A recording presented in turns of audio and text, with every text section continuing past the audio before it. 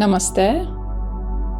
Witam w kolejnym odcinku, w którym poruszamy tematy fascynujące, nieco kontrowersyjne, ale zawsze warte uwagi.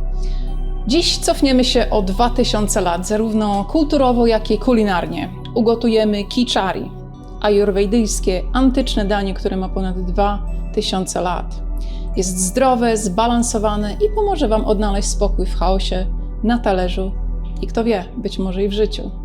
Nie tylko smakuje jak harmonia wszechświata, ale też wygląda, jakby sam Buddha ją przyprawił. A w międzyczasie pogadamy o tym, jak znaleźć równowagę w chaosie życia zainspirowaną listami moralnymi Seneki do Lucjusza. Już kiedyś robiłam na jego temat nagranie, bo wpadły mi w ręce przypadkiem, a może nie przypadkiem. Carl Jung wprowadził pojęcie synchroniczności, opisując znaczące zbiegi okoliczności, które wydają się pozbawione związku, ale mają głębokie, osobiste znaczenie.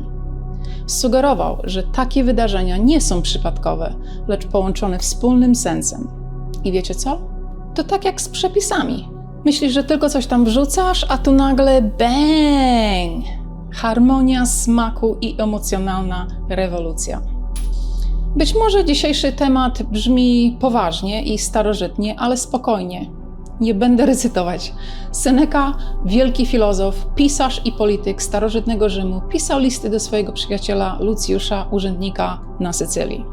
Chciał mu pomóc stać się bardziej stoickim człowiekiem, czyli w dzisiejszych realiach bardziej ogarniętym emocjonalnie i odpornym na życiowe turbulencje. Krótko mówiąc, to taki starożytny life coaching.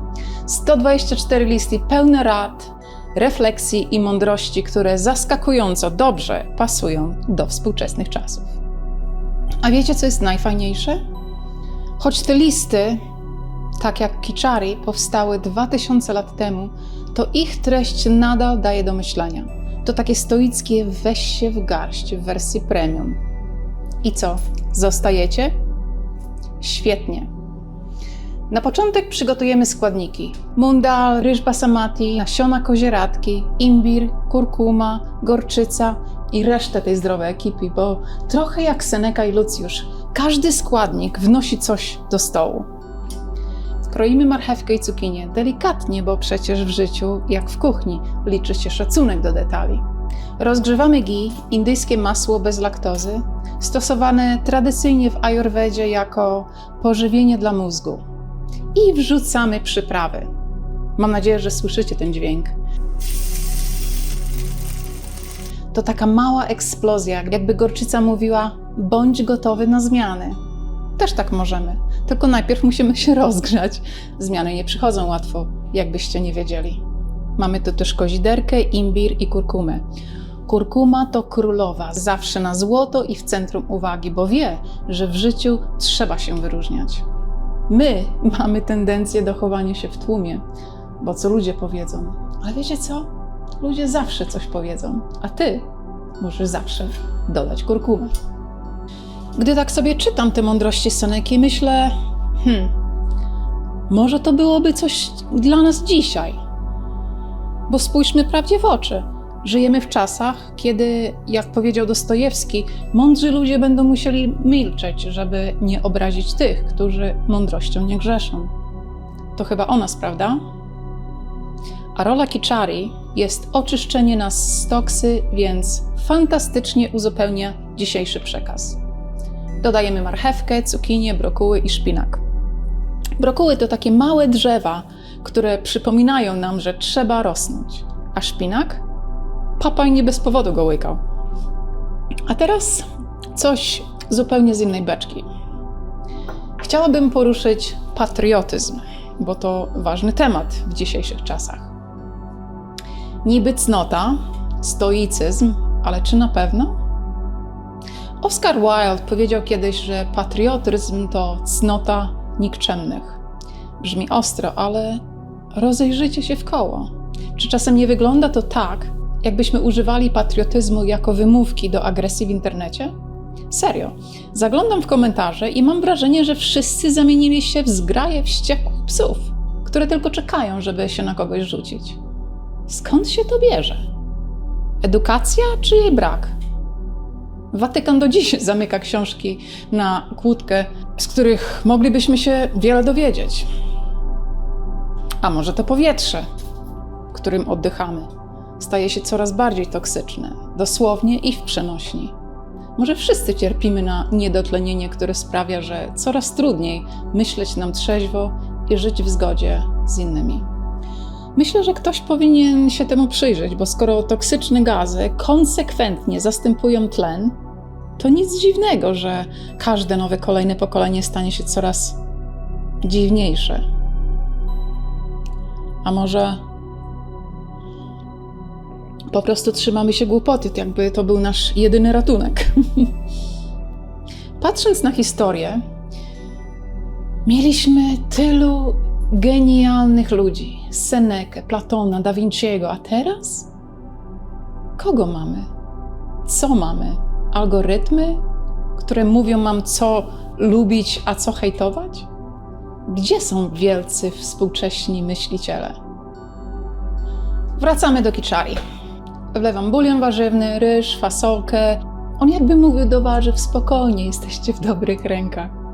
Ale wiecie co, nie chcę tu jednak tylko narzekać. Moim celem jest zainspirować was do refleksji. Bo choć czasy są trudne, to wciąż mamy szansę, by coś zmienić. Może nawet stworzyć jakąś nową, złotą epokę. Wyobraźcie sobie świat, w który zamiast kłócić się w komentarzach, uczymy się od siebie nawzajem, wspieramy się i wspólnie tworzymy coś niesamowitego. Wiecie, kiedy patrzę na to, jak funkcjonujemy, myślę, że zapomnieliśmy, jak żyć. Nie umiemy czuć, nie umiemy myśleć, nie umiemy patrzeć, nie umiemy słuchać. Ignorujemy więzy krwi i lekcje, które moglibyśmy wyciągnąć z naszych nieszczęść. Pędzimy w górę drabiny iluzji, której szczeble pękają pod ciężarem naszej lekkomyślności. Dalej tkwimy w tym wszystkim, maskując świadomość i ignorując zdrowy rozsądek. Wyimaginowana droga prowadzi nas do wyimaginowanego celu. A my widzimy zwycięstwo w kompletnych porażkach. A język? Jesteśmy jedynym gatunkiem na Ziemi z takim darem jak mowa, a nawet i ją uzbroiliśmy w amunicję, która zamiast budować, rani innych. Dar mowy, coś, co powinno nas łączyć, zamieniliśmy w narzędzie do kłamstw, pustych pogawędek i obraźliwych słów, które podbudowują nasze kruche ego. Czy naprawdę tego chcemy? No ale dość już smutków. Dodamy teraz troszkę mleczka kokosowego dla równowagi między składnikami. Wiecie, co jest w kiczari niesamowite? To takie kulinarne zen. Przypomina, że życie też powinno być w harmonii. Jak powiedział Seneca, życie jest jak teatr. Ważne, by odegrać swoją rolę dobrze, nawet jeśli jest mała. Moja wiara w ludzkość czasem słabnie, ale wiecie co? Mam nadzieję, że wciąż możemy coś zmienić, że możemy zacząć myśleć, żyć i czuć z pełną świadomością. I tu znów wracam do Seneki. Polecam wam jego listy moralne. To nie tylko książka, to zaproszenie do refleksji i inspiracja, by zacząć własną podróż ku mądrości. Okej, zobaczcie, teraz jeszcze tylko sól, pieprz, pietruszka i gotowe. Nasze kiczari jest pełne smaku, równowagi i kokosowego mleczka. Na zakończenie jeszcze tylko taka mała refleksja. Zanim wrzucicie kolejny komentarz w internecie, zastanówcie się, czy chcecie być częścią chaosu, czy może budować coś lepszego. Bo jako cywilizacja musimy się wspierać, a jeśli nie macie na to pomysłu, zacznijcie od kiczari. Asante sana, czyli jak mówią w Afryce, dziękuję. Dziękuję, że byliście ze mną.